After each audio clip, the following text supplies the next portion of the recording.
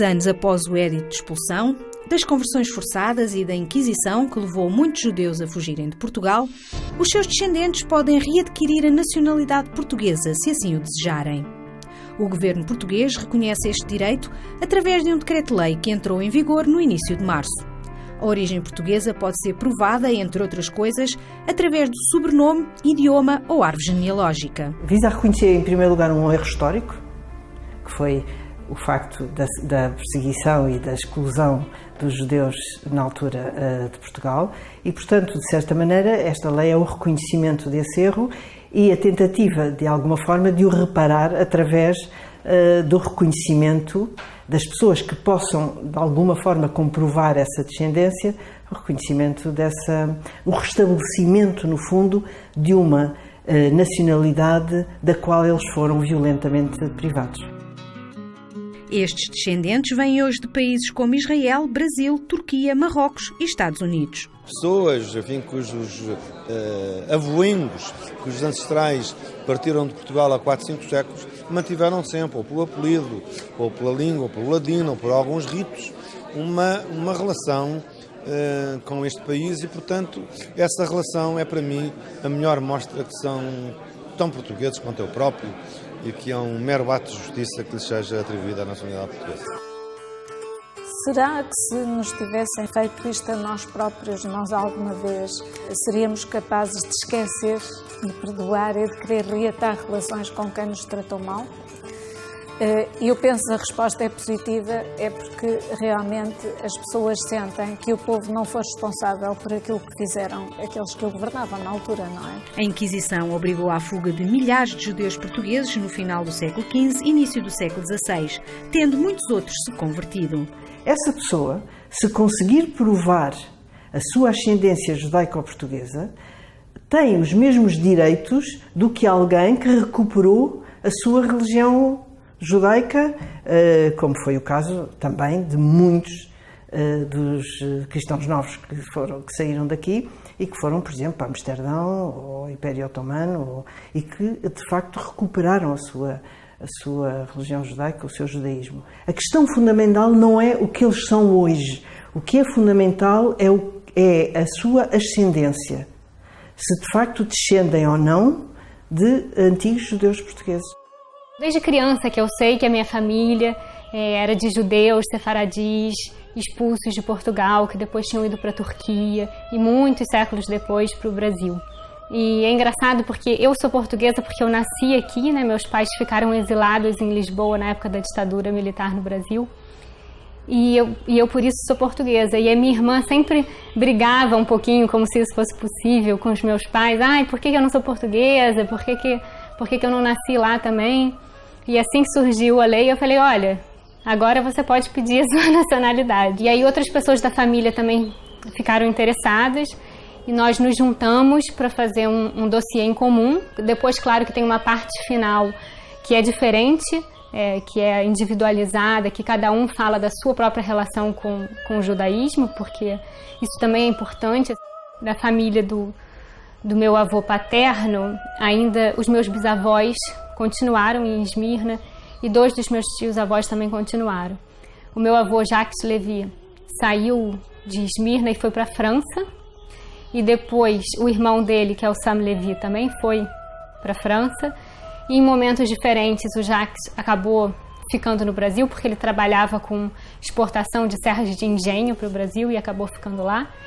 E o Sam, se não me engano, foi para a Espanha e depois veio para Portugal, onde ele ficou e acabou se tornando uma personalidade importante na comunidade israelita de Lisboa. O que eu sei da família paterna é que a família saiu no início da Inquisição, ali no início do século XVI, e a família materna também deve ter sido, porque as duas famílias mantiveram o sobrenome judaico, né? Então Salem e Levi. E as famílias que saíram depois, que ainda permaneceram aqui algumas gerações durante a Inquisição, elas chegaram a adotar nomes portugueses, que não foi o nosso caso, e aí saíram direto para Esmirna mesmo, para a Turquia, onde se estabeleceram e frequentaram sempre a comunidade Calcadoche de Portugal, Então eles sempre mantiveram essa relação com Portugal. A família Levi de Castelo de Vide. Agora a família Salem não sei de onde que saiu. O que eu sei da família Salem é que eles também fizeram esse percurso até Esmirna, frequentavam a mesma sinagoga de Portugal e tinha um rabino do século XVIII, que era o rabino Shlomo Salem, que foi um grão-rabino da comunidade portuguesa. Ele é de Adrianópolis, na verdade, na Turquia. E ele foi para Amsterdã, que era o maior centro da comunidade israelita portuguesa na época, para imprimir um livro dele, que a gente não conseguiu descobrir que livro é. No museu, eu fiz essa pesquisa também no Museu Judaico de Amsterdã, mas foi impossível descobrir que livro era esse. E também onde ele fez uma litografia da sua imagem, que isso a gente descobriu depois num livro, num estudo sobre a comunidade sefaradi, que era bastante particular dessa comunidade, fazer gravuras dos rabinos, uma espécie de veneração pelos seus rabinos.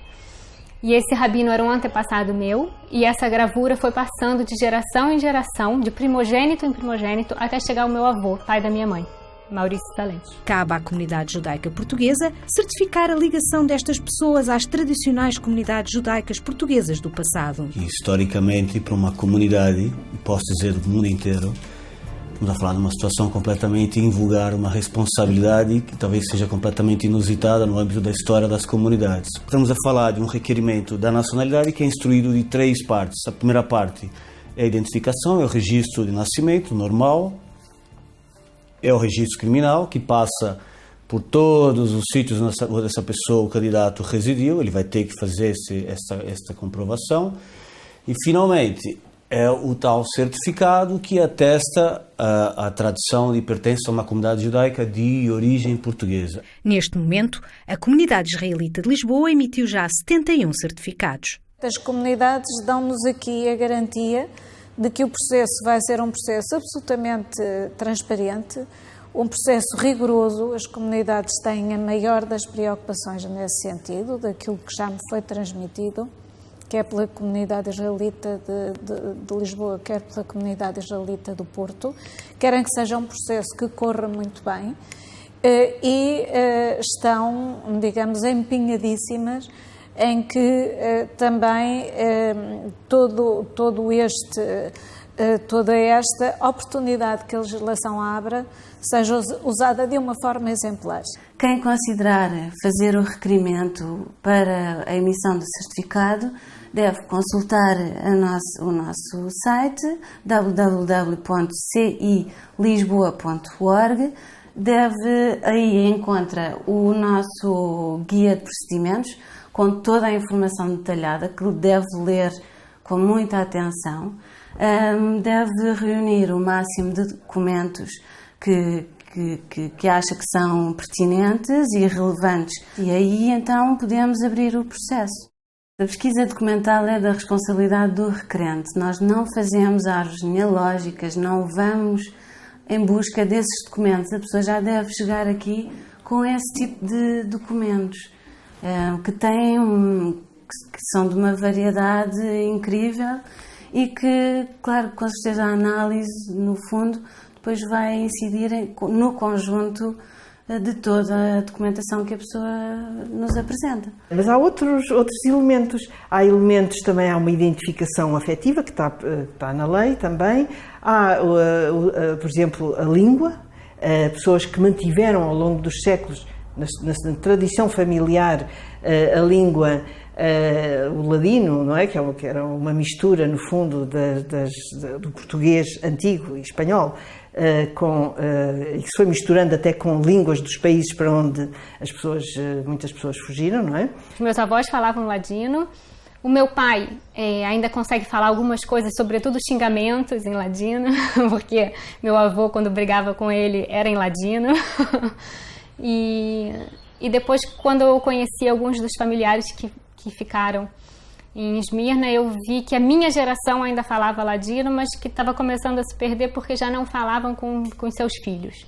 né? Falavam com os pais e com os avós. É uma árvore genealógica, para nos servir, tem que trazer o nome, tem que trazer datas de nascimento, tem que trazer local de nascimento, e muitas das vezes as pessoas fazem uma árvore genealógica só com base em nomes, e muitas das vezes isso não é suficiente. A Espanha, no princípio do século XX, já tinha esta lei,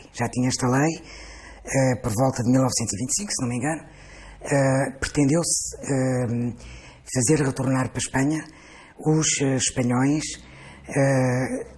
do antigamente, digamos, que estavam espalhados pelos mais variados países, Norte de África, Império Otomano, e essa mesma lei, durante bastante tempo, umas boas décadas, ao longo do século XX, foi pura e simplesmente esquecida e arquivada. Portugal inspirou-se na lei espanhola, mas criou um diploma menos restritivo e mais abrangente. O meu irmão, por exemplo, também foi interveniente, António Caria Mendes, e mais tarde a doutora Maria de Belém baixa à Comissão do Parlamento esta lei e é secundada pelo Dr. Ribeira Castro, pelo CDS, e esta lei acaba por ser aprovada por unanimidade no Parlamento, que foi uma coisa absolutamente extraordinária para nós, judeus. A interpretação da nossa lei da nacionalidade já permitiria resolver caso a caso alguma destas situações.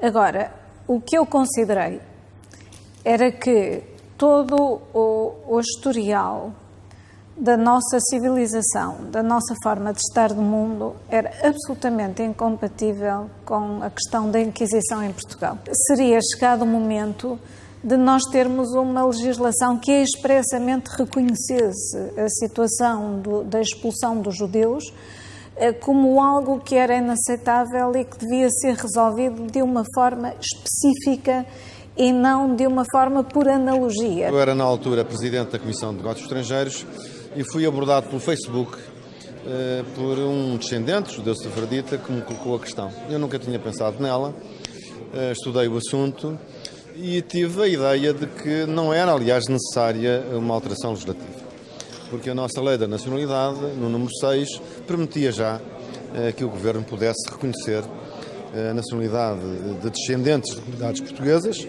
como era aqui o caso, e, portanto, isso teria que ser apreciado. E coloquei, aliás, perguntas com desafios ao Governo nessa altura. A lei está em vigor, o regulamento está em vigor, estamos já em tramitação dos primeiros casos. É isso que nos permitirá depois afinar as agulhas. Creio que talvez seja necessário clarificar alguns pontos na regulamentação, e não sei mesmo se na lei, porque, nomeadamente quanto a menores e as cônjuges, estão a surgir algumas dificuldades de interpretação que no momento da elaboração da lei não nos apercebemos que podiam surgir. Esta lei não exige o conhecimento da língua portuguesa, como não exige a residência em Portugal, não é? E isto também é uma prova que a atribuição da lei não tem finais económicos.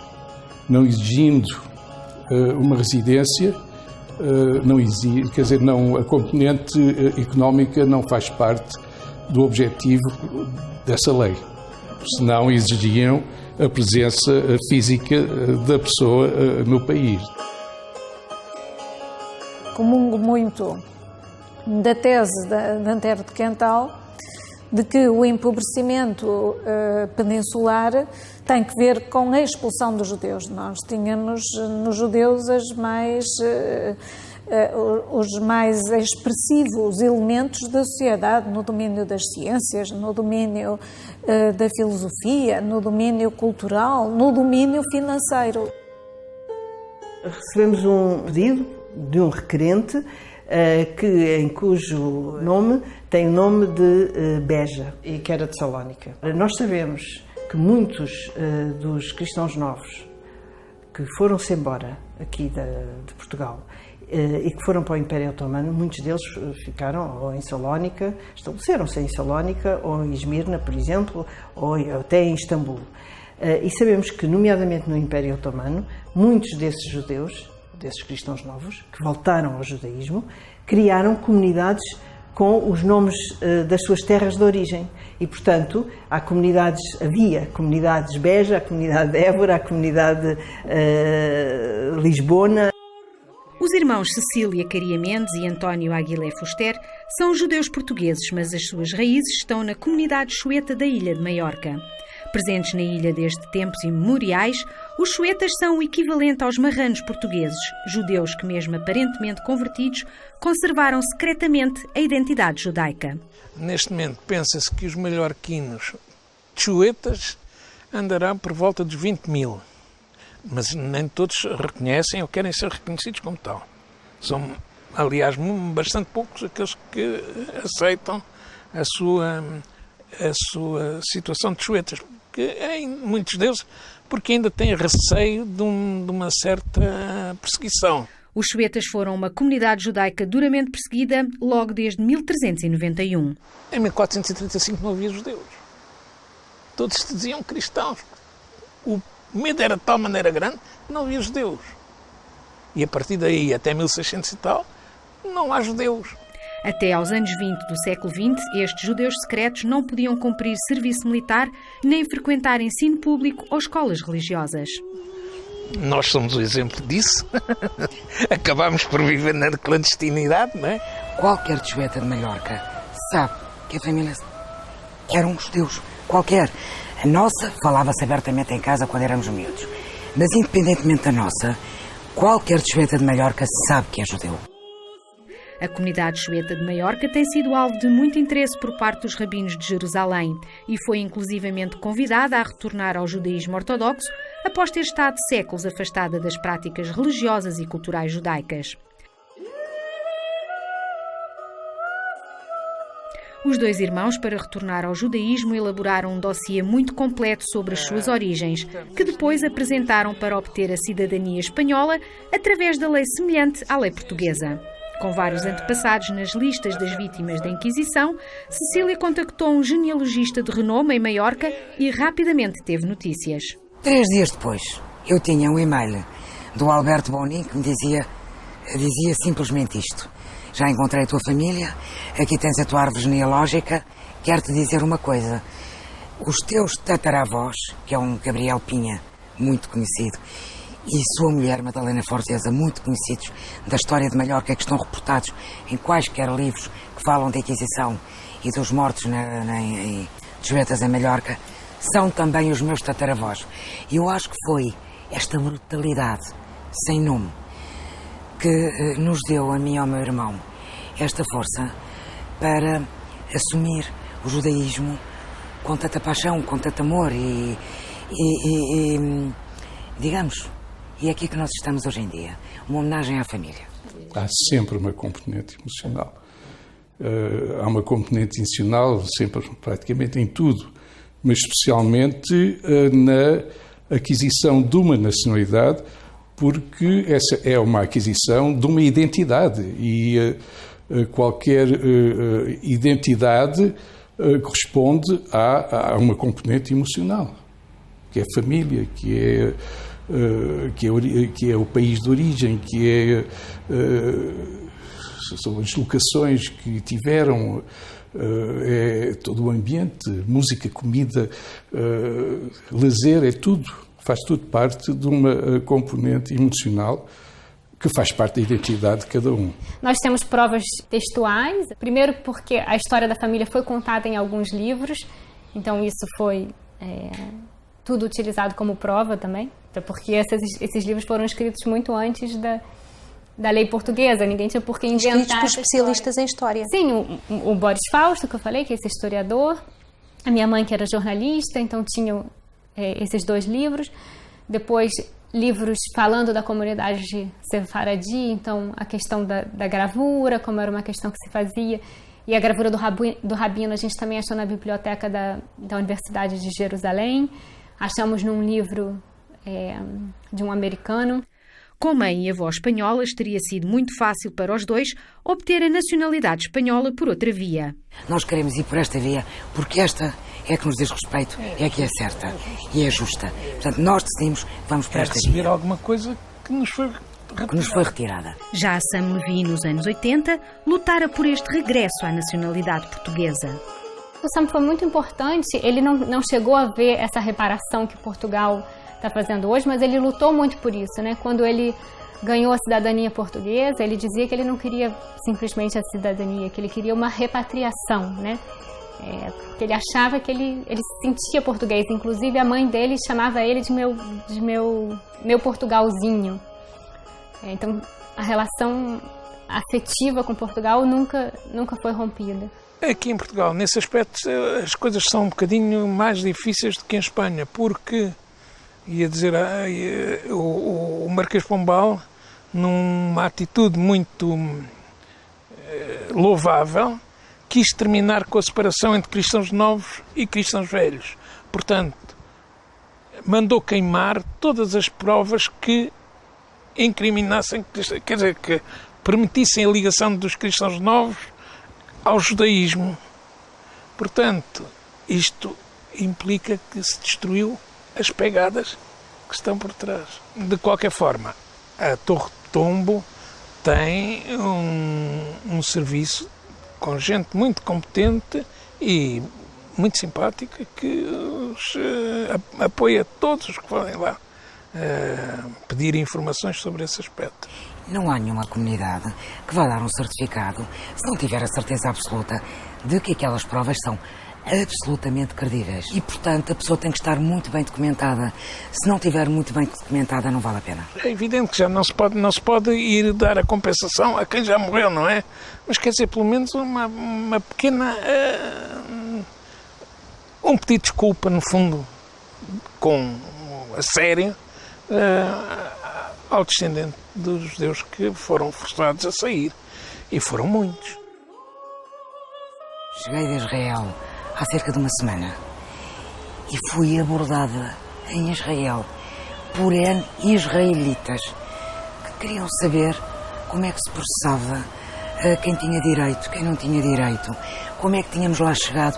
Ou seja, fiquei absolutamente espantada com o conhecimento que hoje em dia toda a gente tem em Israel relativamente à entrada em vigor desta lei em Portugal e agora em Espanha. Fiquei muito admirada pelo interesse que todos manifestaram. E isso até foi muito grato para mim. Todas as 8 pessoas da minha família que pediram já conseguiram o certificado da comunidade israelita de Lisboa.